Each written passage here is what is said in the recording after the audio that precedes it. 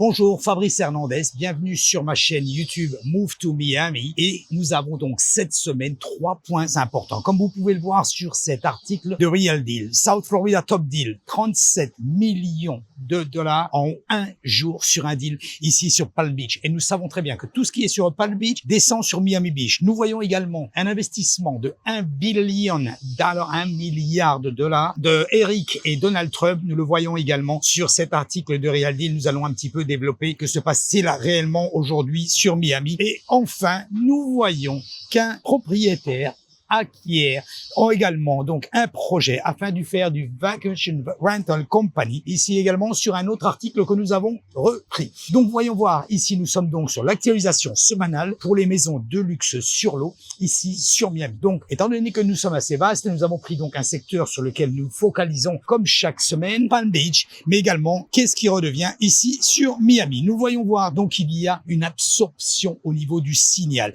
Nous voyons voir que les propriétés en dessous de 2 millions se vendent très rapidement. Nous allons le voir ici sur cette feuille Excel. Ici donc, nous avons sur cette semaine en totalité, comme je vous l'ai dit, ici donc 21 propriétés listées. Et nous avons une qui est bien sûr closée cette semaine qui était à 1,5 million. Ça a été très vite sur le marché pendant 2 jours, closée donc en 2 jours. C'est la 7830 Arton Avenue sur Miami Beach. C'est une 2 chambres, 2 salles de bain. Donc le 29 mars exactement, elle a été closée au prix de 1,5 million.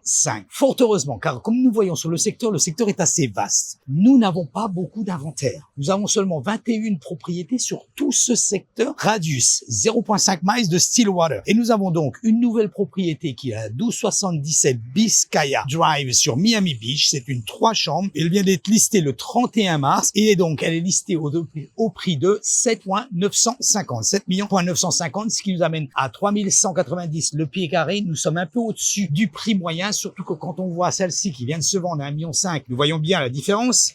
Donc, $1,000.30 le pied carré, ce qui est divisé par 3 et ce qui explique pourquoi donc cette propriété s'est vendue vraiment très rapidement. Voyons voir un petit peu le marché de la location. Comme nous voyons ici, le marché de la location, aussi bien que le marché de vente, tout ce qui est en dessous même de 2 millions part très vite. Nous avons pratiquement pas de propriété en dessous de 2 millions. Et dès que c'est listé, nous nous rendons compte, vous pouvez voir d'ailleurs sur mes anciennes vidéos que vous avez pu constater la semaine dernière et les autres semaines, nous avions également des closings en dessous de 3 millions qui ont été faits en moins de 5 jours. Ici, voyons voir un petit peu comment se comporte le marché de la location. Il est avérable que le marché de la location se porte très bien. Nous en avions 7 propriétés à louer sur le secteur la semaine dernière. Nous en avons 8 cette semaine, fort heureusement. Donc, nous avons également une qui est pending, c'est-à-dire qu'une offre a été acceptée sur ce marché et elle est donc au prix de 19 000 $. Nous verrons également à quel moment le prix a été négocié ou pas. Donc, 4 chambres, 3 salles de bain, nous pouvons nous le constater.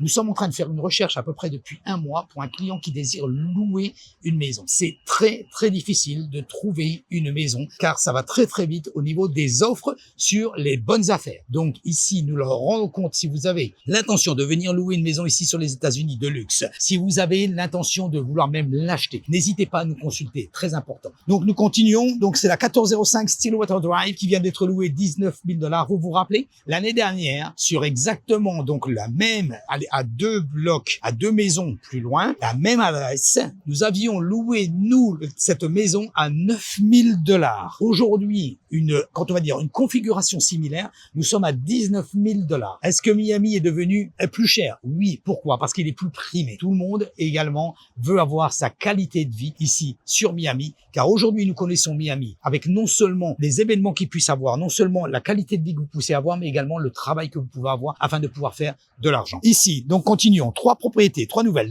La 1249 Biscaya Drive, Biscaya commence à bouger. Vous savez, c'est la première semaine que nous avons des maisons louées et à vendre sur Biscaya. Donc 5 chambres, 4 salles de bain et demi. Prix de la location listé 26 900. Nous sommes à 4 jours ici du listing. 1234 South Biscayne Drive. Ici, nous sommes à 45 000 $. Elle a été augmentée. Cette maison était à louer, comme vous pouvez le voir sur cette feuille Excel, à 40 000 $. Elle est passée à 45 000 $. Il y a forcément une raison. Certainement qu'il y a l'agent ou le propriétaire qui regarde un petit peu comment se comporte le marché. Le marché de la location se comporte en hausse. Nous sommes à 7,66 ici le pied carré. C'est un petit peu au-dessus de la moyenne où habituellement nous sommes entre 6,29 et 6,50. Nous sommes un tout petit peu au-dessus. Ici, listé depuis 3 jours, nous verrons ce que ça donne au niveau du résultat. Et enfin, la 1230 Cleveland Road, Miami, donc ici listé le 31 mars au prix de 40 000 $ également pour un 5 chambres. Donc, vous voyez un peu la moyenne que l'on a sur la tendance. On a ici sur la tendance 4 chambres, 19 000. 3 chambres, en général, nous sommes entre 12 et 15 000.